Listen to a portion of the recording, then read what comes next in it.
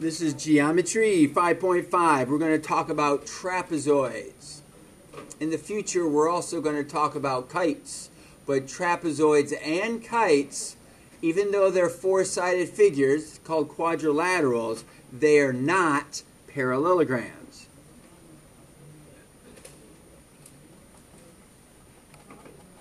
So that makes this a little bit more challenging now.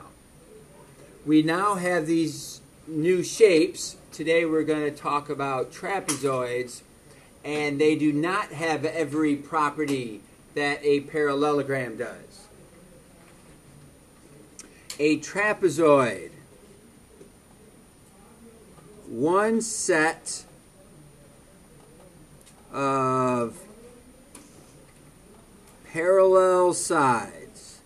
That's the definition of a trapezoid. One set of parallel sides. The picture of a trapezoid, and I'll try to make this specifically look like just a normal trapezoid. We don't have any congruent parts. These are called your bases. So you might call this base 2, typically call the longer one base 2, and base 1 is typically the shorter parallel side. We have two legs. There's a leg, and there's a leg. In a trapezoid, the legs might not be the same length. In an isosceles trapezoid, the legs will be the same.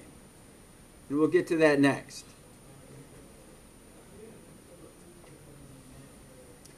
So an isosceles trapezoid, one set of parallel sides and congruent legs. So what that's going to look like, we would have our parallel sides and two legs that are the same.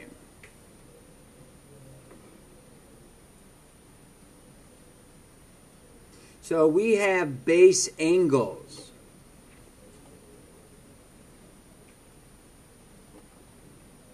That's a base angle, and that's a base angle. They are base angles to each other because they're the angles that come off of that base.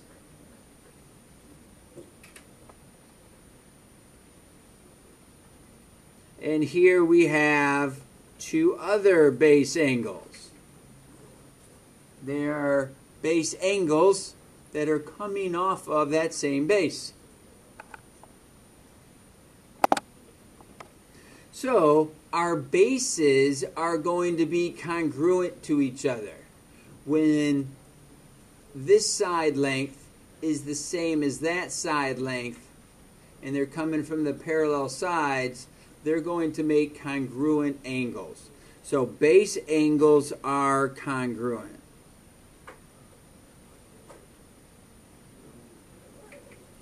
We have one pair of congruent sides. Those are the legs. One pair of congruent sides. And we have one pair of parallel sides. Those are the bases. The bases are parallel to each other. The legs are congruent to each other. They're not parallel to each other. Now, when you draw the diagonal in, right, a diagonal goes right through inside the shape, non-consecutive vertices, connects the non-consecutive vertices together. Notice that the diagonals are not hitting the midpoint. This is approximately the midpoint. This would approximately be the midpoint of that diagonal. They did not cross at the midpoint. So they do not bisect each other. But diagonals are congruent. They are the same length. But they do not bisect each other. So bisecting each other is a parallelogram property. Rectangles have congruent diagonals. So do isosceles trapezoids. So we can't prove something is a parallelogram just because diagonals are congruent. Because it might be an isosceles trapezoid.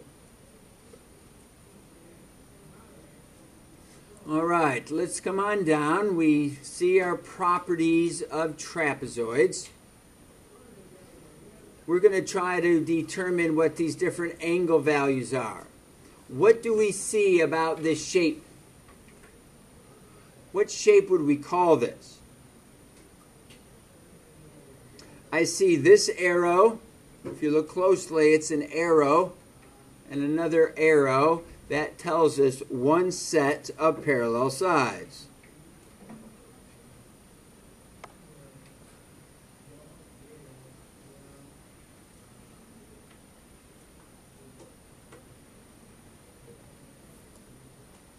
And then we have the tick marks the same. So we have one set of congruent sides.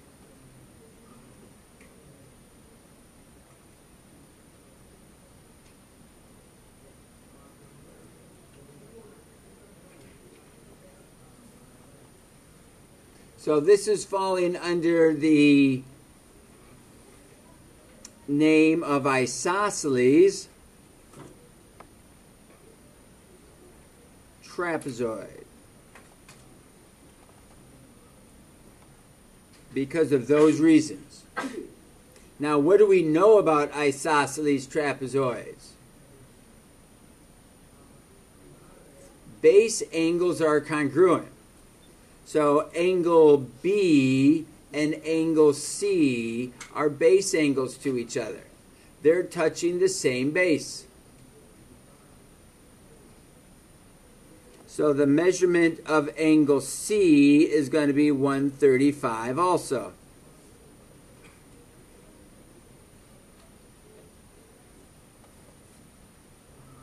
Now, what relationship do angle A and angle B have?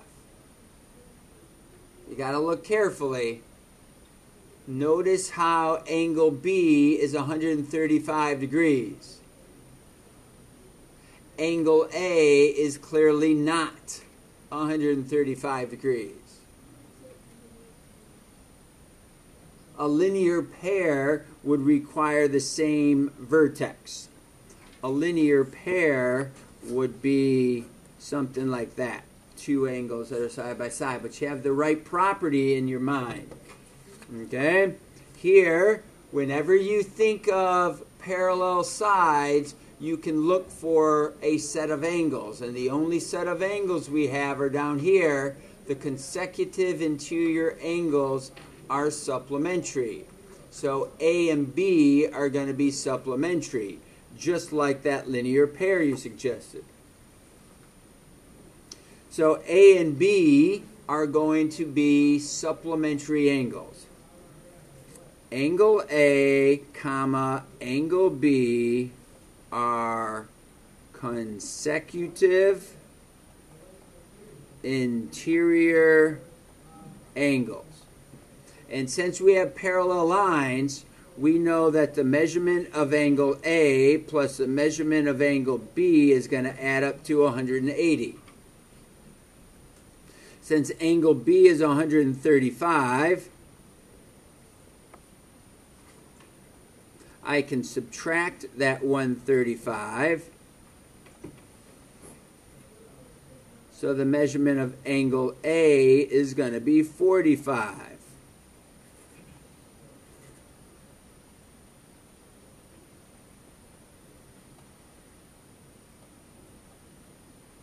What's the measurement of angle D going to be?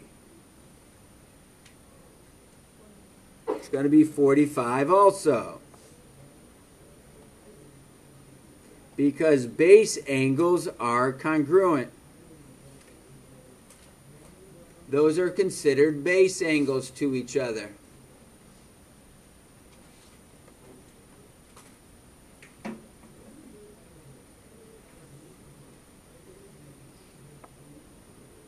Okay, here we have an isosceles trapezoid. AC is a diagonal. BD is a diagonal. What do we know about the diagonals of an isosceles trapezoid?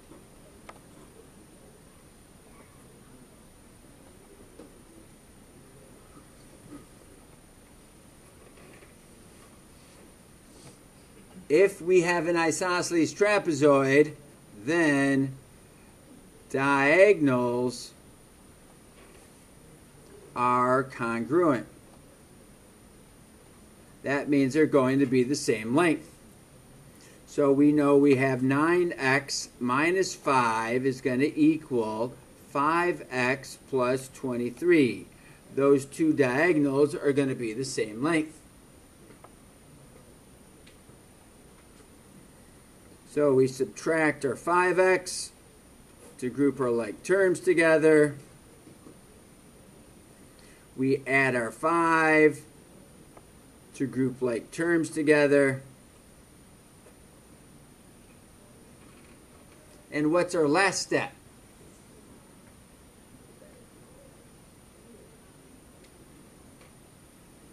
We need to divide by 4.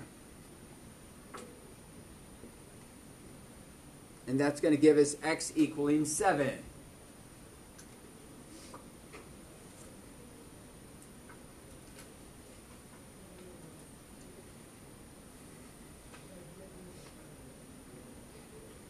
So what you had to do is realize what shape this was and what property does this shape have. Well, it has lots of properties.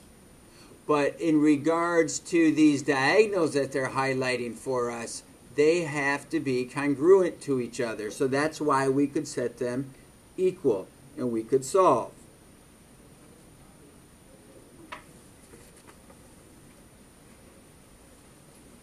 All right. This last example down here, these are called mid-segments. The mid-segment of a trapezoid is parallel to each of the bases. Here is your mid-segment. If you connect the midpoints, notice that these tick marks are the same. That's telling you M is the midpoint. Tick marks are the same, so N is the midpoint. It's going to be parallel to the other two bases. If you connect the midpoints together, you create a mid-segment.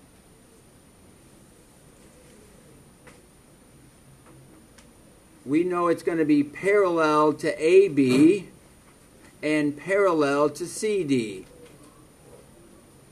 Now the length of it. The length of MN is going to be longer than the short base. It's going to be shorter than the longer base. It's actually going to be exactly in the middle. So it's going to be the average, which is taking half of the sum of the bases. You add the two bases together and divide by 2.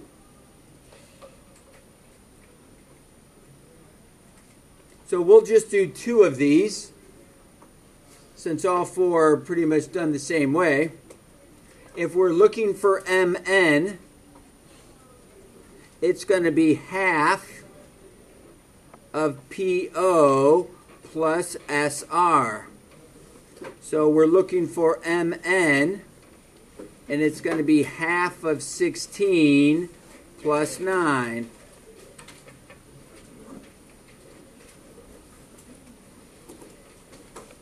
So that's 12.5. Our last example we'll do is this guy right here, where MN is still half of QR plus PS, half of the bases, and we substitute in our values, 21, x minus 1, and 30. Now, to solve, when you have a fraction like we've talked about before, you multiply the other side by 2. 30 minus 1 is 29, and we subtract our 29.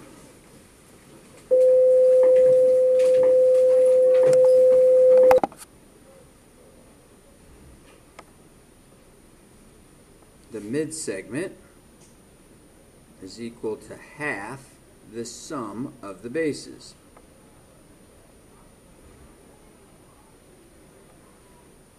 We multiply by 2. That gets rid of our half. Add our like terms together.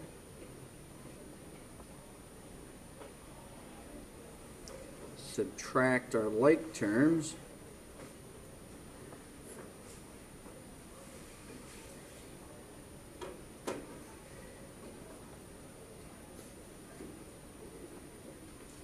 And divide by 9.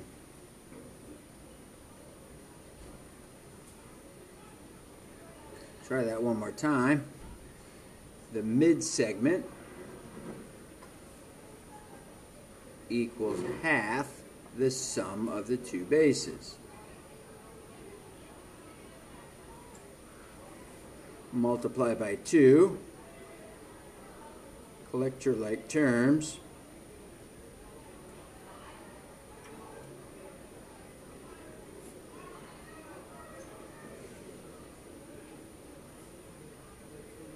Divide by 6, and we get 2.5.